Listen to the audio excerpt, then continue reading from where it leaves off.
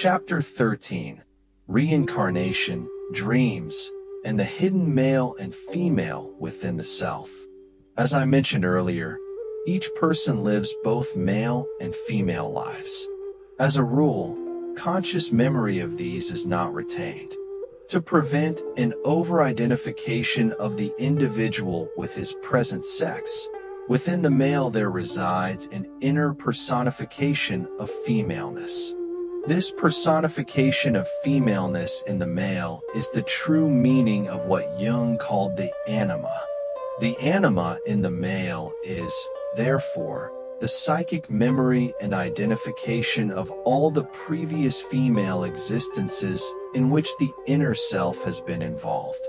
It contains within it the knowledge of the present male's past female histories, and the intuitive understanding of all the female qualities with which the personality is innately endowed.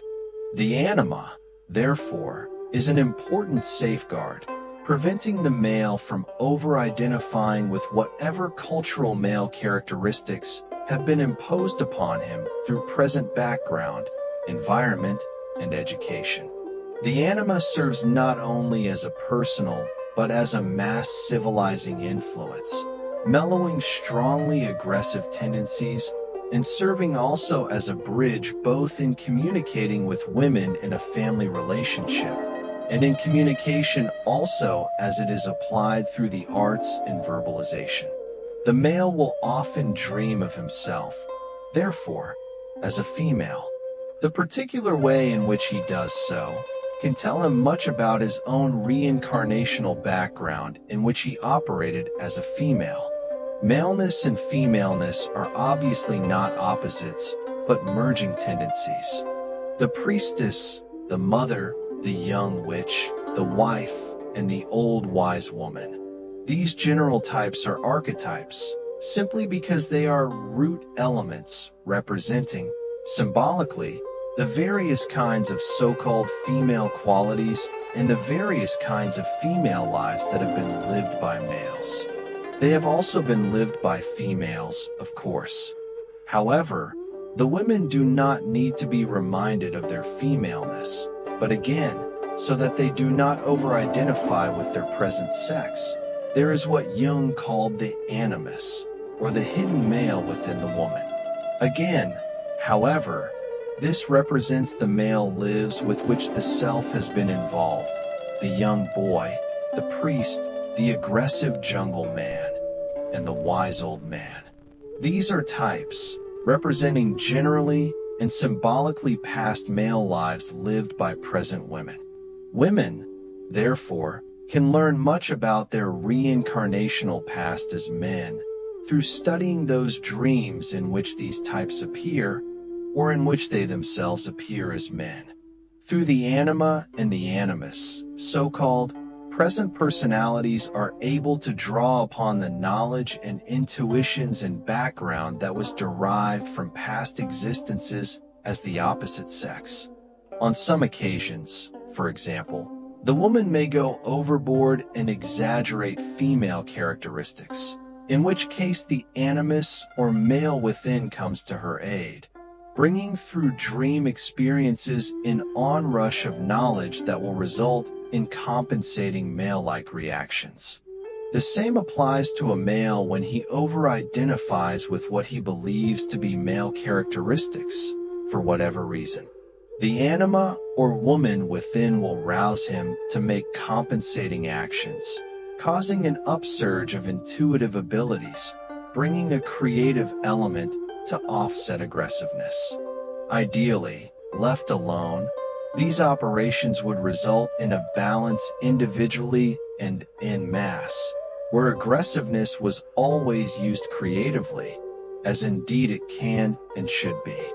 The animus and the anima are, of course, highly charged psychically, but the origin of this psychic charge and the inner fascination are the result of a quite legitimate inner identification with these personified other sex characteristics. They not only have a reality in the psyche, however, but they are embedded in genetically codified data by the inner self, a genetic memory of past psychic events, transposed into the genetic memory of the very cells that compose the body. Each inner self, adopting a new body, imposes upon it and upon its entire genetic makeup, memory of the past physical forms in which it has been involved. Now, the present characteristics usually overshadow the past ones. They are dominant, but the other characteristics are latent and present, built into the pattern. The physical pattern of the present body, therefore, is a genetic memory of the self's past physical forms and of their strengths and weaknesses. I will try to put this as simply as possible. There are presently invisible layers within the body, the topmost layer that you see representing, of course, the present physical form. But enmeshed within this, there are what amount to invisible layers, shadow, latent layers that represent previous physical images that have belonged to the personality. They are kept in abeyance, so to speak. They are connected electromagnetically to the atomic structure of the present body. To your way of thinking, they would be unfocused. They are a part of your psychic heritage. However, often you can call up the past strength of a previous body to help compensate for a present weakness. The body does not only carry memory biologically of its own past condition in this life, therefore, but indelibly with it, even physically, are the memories of the other bodies that the personality has formed in previous reincarnations. The anima and the animus are closely connected with these interior body images. These body images are highly charged psychically and also appear in the dream state. They operate as compensation and reminders to prevent you from over-identifying yourself with your present physical body. They are, of course, both male and female. When you are ill, in the dream state you often have experiences in which you seem to be someone else with an entirely healthy body. Often such a dream is therapeutic.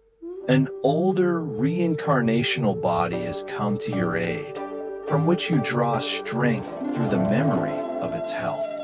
Reincarnational experiences are a part of the framework of the self, a facet of the multidimensional reality of the living psyche. These experiences will, therefore, be reflected not only in the dream state, but in other layers of activity. The fabric of the present self is interwoven with these reincarnational pasts, and from them the present self draws unconsciously from its own bank of personality characteristics, activities, and insights. Often past life memories come to the surface but are not recognized as such, since they appear in fantasy form or are projected into art creations. Many writers of historical pieces, for example, are writing out of direct experience with those times. Such instances represent an excellent working rapport between the present self and the unconscious, which brings these memories to the surface in such a way that current life is enriched. More often than not, true awareness of the situation often becomes almost conscious, and just beneath awareness, the individual knows the source of his authentic material. In dreams, this reincarnational material is likewise cast into a dramatic mold very frequently. Beneath all this, the anima and the animus work together, again not opposite, but blending characteristics. Together, of course, they represent the fount of creativity, psychically as well as physically. The anima represents the necessary initial inwardness, the brooding, caring, intuitive, inside-turning characteristics, the inward focusing from which creativity comes. The word passive is a poor one to describe the characteristics of the anima, in that it suggests a lack of motion, and this is hardly the case.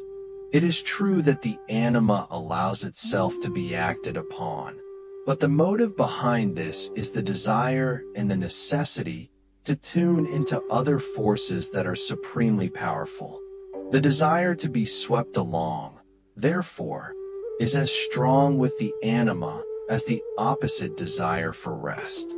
The characteristics of the animus provide the aggressive thrust that returns the personality back outward into physical activities, triumphantly holding the products of creativity that the anima characteristics have secured. The whole self is obviously the sum of these characteristics, and more. After the final incarnation, the physical, sexual type of creativity is simply no longer needed. You do not need to reproduce physically, in other words. In simple terms, the whole self contains male and female characteristics, finely tuned together, blended so that true identity can then arise, for it cannot, when one group of characteristics must be emphasized over the other group, as it must be during your present physical existence. There are many reasons why separation has been adopted within your dimension.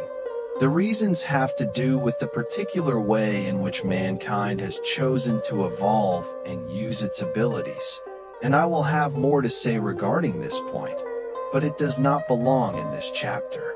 The projection of the man's anima, or hidden female self, upon his relations is quite natural, and allows him not only to understand them better, but to relate with the other female existences of his own. The same is true of the woman's projection of the animus upon male relatives and friends. The reality of the anima and the animus is far deeper than Jung supposed. Symbolically speaking, the two together represent the whole self with their diverse abilities, desires, and characteristics. Together, they act as a built-in, unconscious stabilizing factor, operating behind the faces of your civilization, not only individually, but culturally. Personality, as you know it, cannot be understood unless the true meaning of the anima and the animus is taken into consideration. The reincarnational pattern is generally speaking an open one, in that within it there is room for diversity. Each whole self has its own individual characteristics.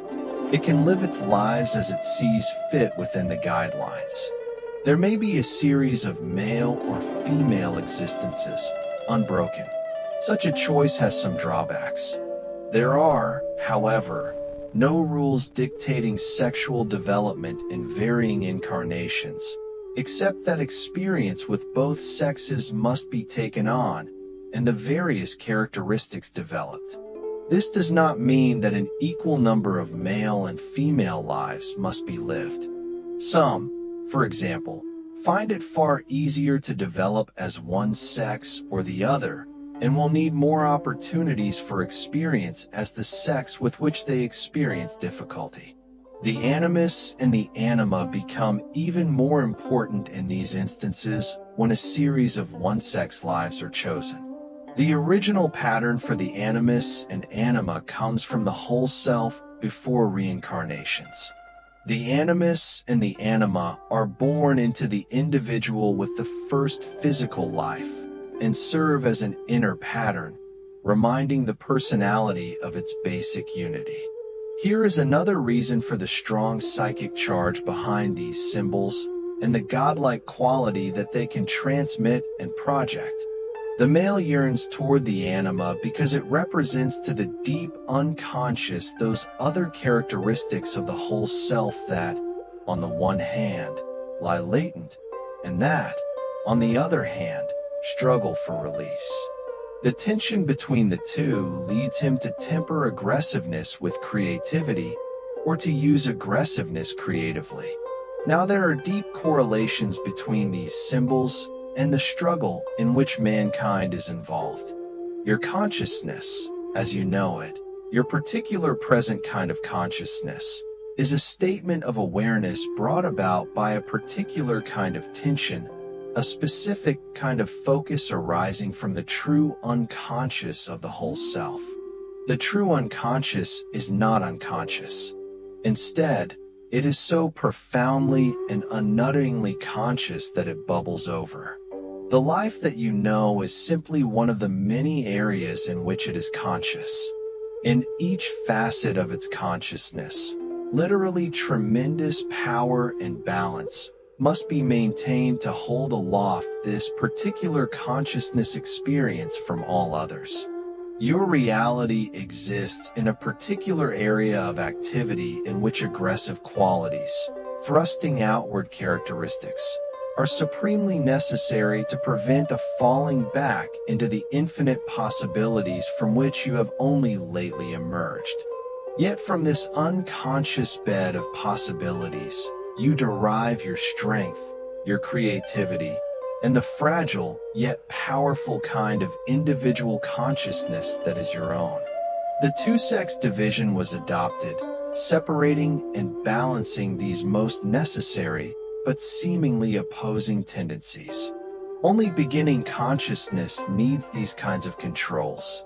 The Anima and the Animus, therefore, are embedded deeply with their necessary complementary but apparently opposed tendencies, and they are highly important in maintaining the very nature of your human consciousness. There is also a natural tension, then, between sexes that is based on far deeper causes than physical ones.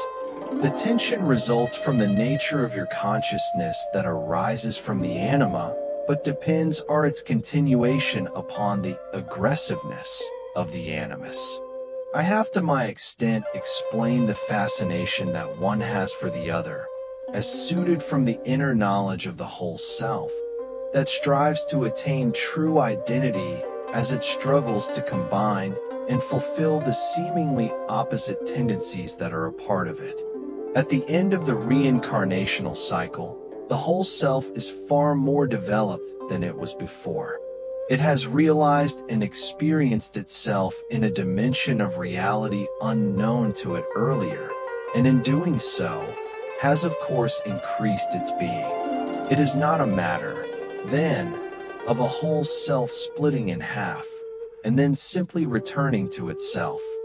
Now there are many matters concerning the nature of conception that should be discussed here. Again, however, there is leeway and many variations. Usually between lives you choose ahead of time your children, and they choose you as parents.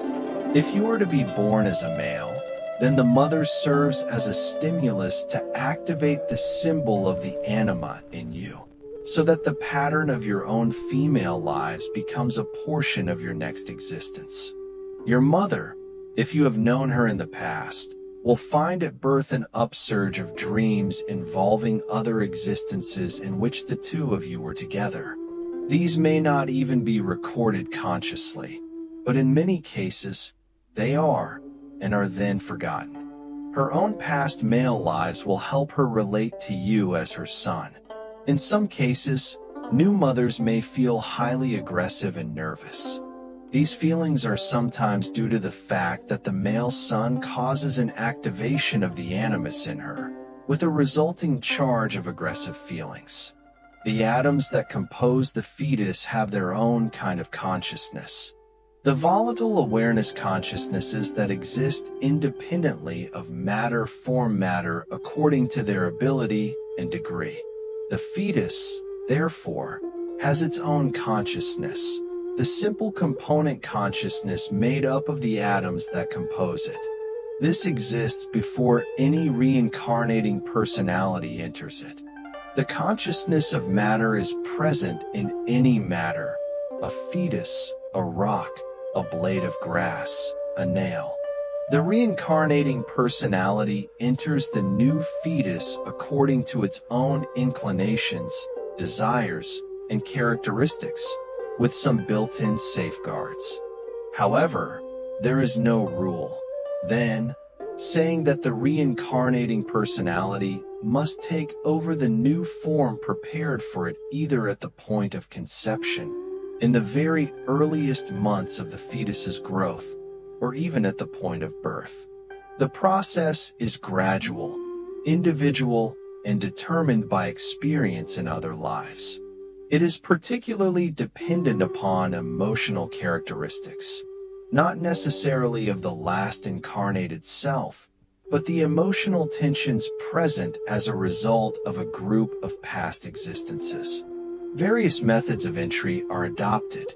If there is a strong relationship between the parents and the child-to-be, then the personality may enter at the point of conception if he is extremely anxious to rejoin them.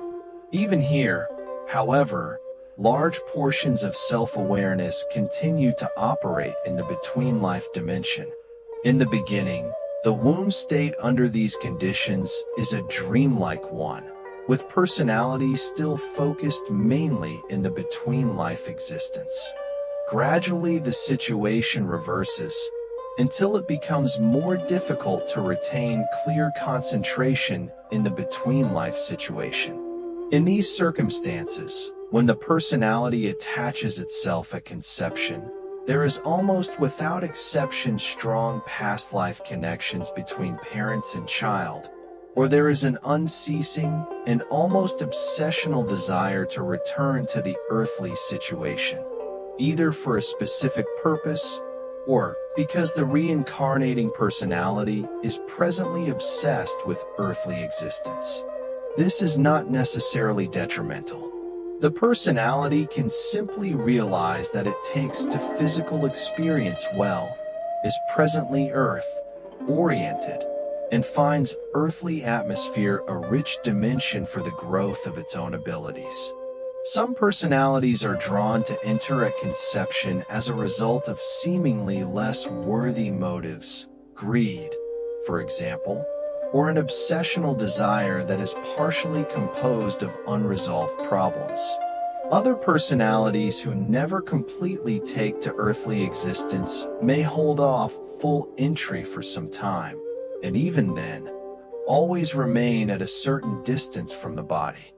At the other end of the scale, before death, the same applies, where some individuals remove their focus from physical life, leaving the body consciousness alone. Others stay with their bodies until the last moment. In the early days of infancy, there is not a steady focus of the personality in the body in any case. In all cases, decisions have been made ahead of time, as I told you. The reincarnating personality is aware, therefore, when the conception for which it has been waiting takes place. And while it may or may not choose to enter at that point, it is drawn irresistibly to that time and point in space and flesh. On occasion, long before conception takes place, the personality who will end up as the future child will visit that environment of both parents-to-be, drawn again. This is quite natural. Between lives, an individual may see flashes of future existence, not necessarily of particular events, but experience the essence of the new relationship and in expectation remind himself of the challenge he has set. In these terms, the ghosts of the future are as real in your homes as the ghosts of the past. You do not have completely empty shells of matter about to be filled, in that the new personality hovers in and about, particularly after conception and with greater frequency and intensity thereafter. The shock of birth has several consequences, however, that usually draw the personality full blast, so to speak, into physical reality. Before this, the conditions are fairly uniform. The body consciousness is nurtured almost automatically, reacting strongly, but under highly controlled conditions. At birth, all of this is suddenly over, and new stimuli are introduced with a rapidity that the body consciousness has never to that point experienced. It greatly needs a stabilizing factor. Previously, the body consciousness has been enriched and supported by deep biological and telepathic identification with the mother. The communication of the living cells is far more profound than you imagine. The identification is almost complete before birth as far as body consciousness alone is concerned. Until the new personality enters, the fetus regards itself as a part of the organism of the mother. This support is suddenly denied at birth. If the new personality has not entered earlier to any full extent, it usually does so at birth in order to stabilize the new organism. It comforts the new organism, in other words. The new personality, therefore, will experience birth to varying degrees according to when it has entered this dimension. When it enters at the point of birth, it is fairly independent, not yet identified with the form it has entered, and acting in a supportive role. If the personality entered at conception or sometime before birth, then it has to some extent identified with body consciousness, with the fetus. It has already begun to direct perception, though perception has begun whether or not it is so directed, and it will experience the shock of birth in immediate, direct terms. There will be no distance between the personality and the experience of birth then.